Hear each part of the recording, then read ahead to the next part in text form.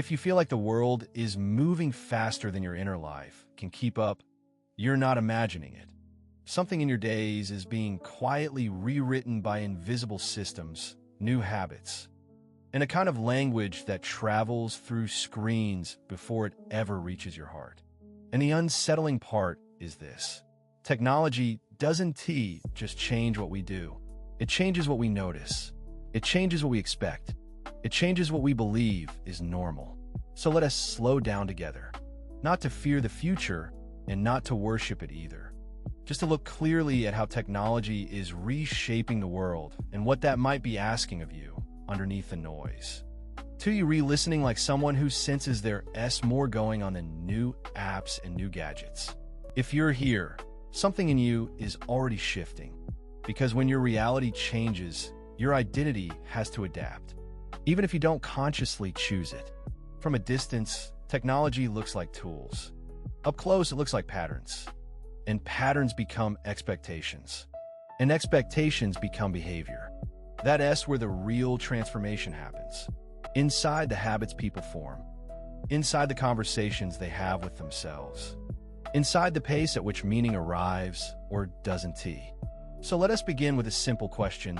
What is technology really in your life? Is it the phone, the laptop, the smartwatch?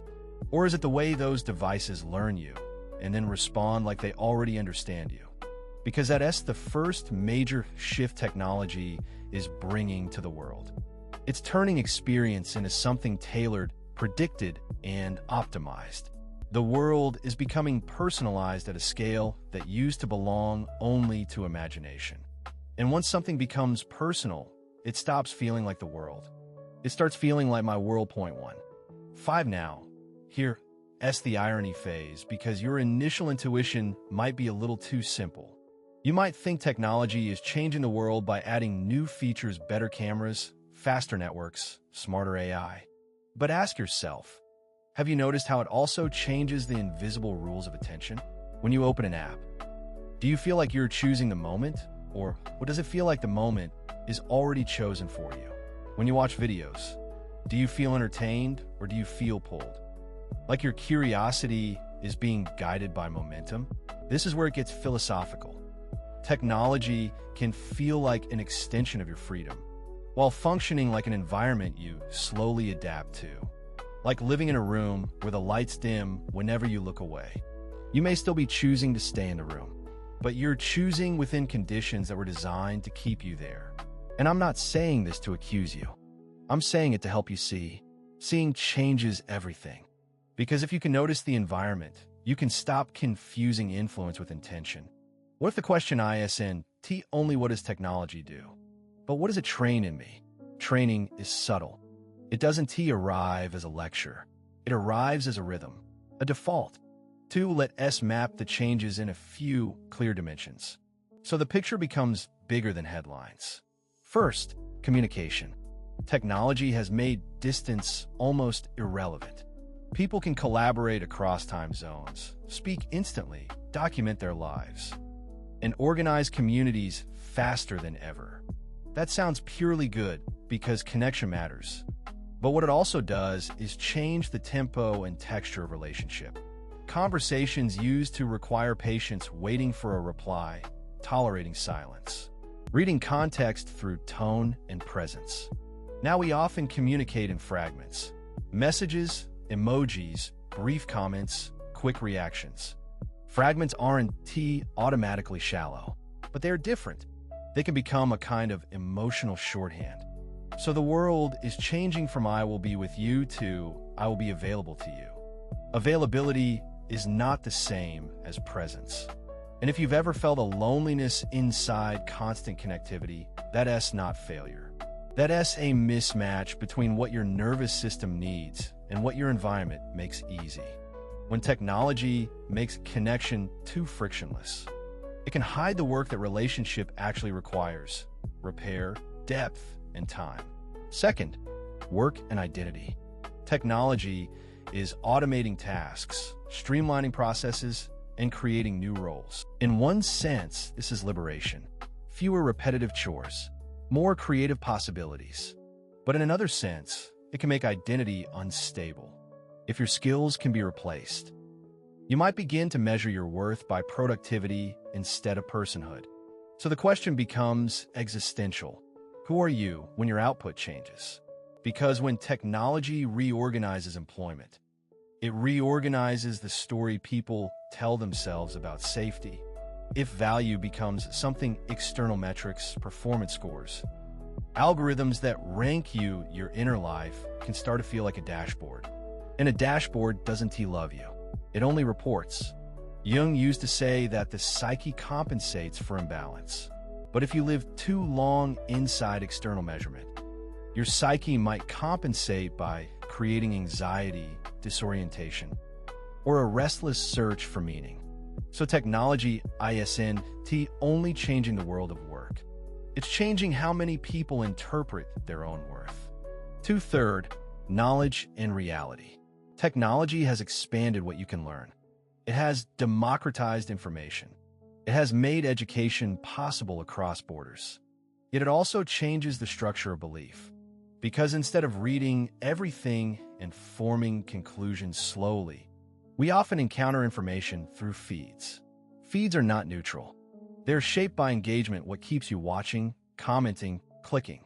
So the world can become not only more informed, but more polarized. Not always because people become bad, but because attention becomes engineered. When your attention is engineered, your worldview begins to behave like a magnet with a hidden field. Here's the Mayuta question. When you think you're forming opinions, are you discovering truth, or are you reacting to what your system keeps serving you? That question doesn't accuse you. It invites you to take back authorship of your mind. Because skepticism, isn't cynicism. It's responsibility. It's saying, I want to understand how my mind is being shaped.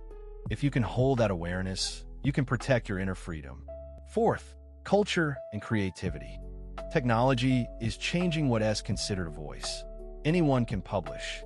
Anyone can build an audience. That is a profound democratization.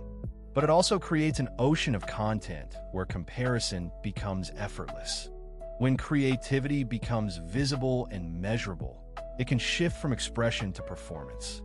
And performance asks one question repeatedly. Am I enough? Expression asks a different question. What do I want to say, regardless of approval? The world is changing, and your relationship with yourself is changing too.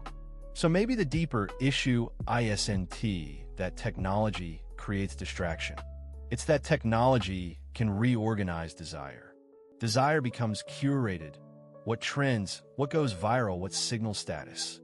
And status, psychologically, is a kind of substitute meaning. Camus wrote about the struggle to live without a guaranteed explanation for life. Technology doesn't solve that, but it can distract you from it. When meaning feels uncertain, people seek comfort in what is immediately rewarded. Technology can become that reward. So the world changes from how do I live to how do I stay occupied? And when you live primarily in occupation, you can become strangers to your own silence. Now, let us talk about the part that feels most personal. How technology is changing your internal experience. Because technology is not only external, it's also interwoven with your attention, your memory, and your sense of time. Attention is your most limited resource.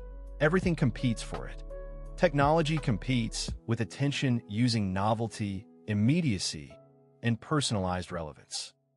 Personalized relevance is flattering, sometimes even intimate. So you might begin to feel understood without being known. That is a strange sensation. When an algorithm predicts what you want, it can feel like the world is cooperating with you. But if you never question the prediction, you never learn what you truly desire. So a reframe is needed. Being predicted is not the same as being understood. If a system knows what you click, it does not know what you fear. It does not know what you long for when you're alone. It does not know what you would choose if you weren't being nudged by patterns. This is where philosophy becomes practical. Nietzsche warned that without a why, you drift. Technology can supply endless what, but it might not supply a why. That is why some people experience a weird emptiness in the middle of information. They have stimulation, but not nourishment. They have noise, but not clarity. They have content, but not communion. And if you felt that, you're not broken. You're responding to the mismatch between what you need and what your environment offers. So instead of asking, how do I delete technology? Ask, how does technology shape my inner life? Because the world is changing and you can change with it consciously instead of unconsciously. Point 2. 5. Let us ground this in 3 choices you can make without turning this into a rulebook. First choice, choose your attention deliberately. Attention is a moral act in a way. It tells your life what matters. If you let the feed choose for you all day, you're out. But if you pause sometimes, just a breath, just a moment, you can feel the boundary return. Ask yourself, what did I think I needed to feel okay just now? Sometimes the answer is simple, relief. Sometimes it's distraction. Sometimes it's reassurance. If you can name the need, you can meet it more honestly. Second choice, reclaim slow thinking. Slow thinking is where meaning forms. Technology often rewards speed, quick reactions, quick takes, quick judgments. But wisdom is not fast. Wisdom metabolizes. So you can protect wisdom by making small spaces for reflection. Even a few minutes of reading something longer, or journaling, or simply walking without headphones. Those aren't anti-tech gestures. They're pro-human gestures. Third choice, build relationships that aren't only optimized. A relationship optimized by convenience can remain emotionally thin. So choose the conversation that takes longer. Choose the call that requires presence, not just responsiveness. Ask, what kind of connection makes me feel more like myself? If technology helps you meet people, yes. But if it replaces presence, then it's not connecting, it's substituting. And substitution can feel like fullness while it quietly hollows you out. Point 1. 2. Now, some people worry that technology will eventually replace human agency altogether. But here is a hopeful nuance. Technology influences behavior, but it doesn't determine your entire inner world. You still have the capacity for reflection, for values, for change. The danger isn't only the machine. It's the forgetting that you can pause and ask better questions, that you can notice the pull and still choose differently, that you can observe your patterns without becoming them. So the world is changing through technology in at least these ways. It personalizes experience, accelerates communication, transforms work and identity, reshapes knowledge, and reconfigures culture. But it also does something deeper. It turns perception into a battleground for attention, and attention into the steering wheel of life. And when the steering wheel changes hands, you want to know who is holding it. This doesn't require fear. It requires literacy, emotional literacy, attention literacy, philosophical literacy. In other words, understanding the invisible mechanisms that steer your days. So if you're sitting there thinking, okay, but what does this mean for me right now? Maybe it means you don't need to become anti-technology. You need to become anti-autopilot, because autopilot is where life becomes a series of reactions. But you're not only a reaction machine, you're a meaning-making being. Jung would call this individuation the process of becoming whole, not just functional. Technology can help you function, but wholeness comes from alignment with what you value, with what you feel, with what you refuse to surrender. Camus reminds us that life may not provide an ultimate meaning, but you still create meaning through how you live. Technology can distract you from that creation, or it can become material you use thoughtfully. So your relationship with tech becomes your relationship with freedom. Not freedom from technology, freedom within it. Freedom to choose what deserves your mind. Freedom to stay present enough to notice what you're actually feeling. Freedom to build a life that isn't only efficient, but meaningful. Point 1. 5. So here is the resonant closing question. The one I want you to carry like a small compass. When technology gives you what you want quickly, what does it take from you slowly? And what, in your own life, will be a gentle way to take something back without fighting the future, but learning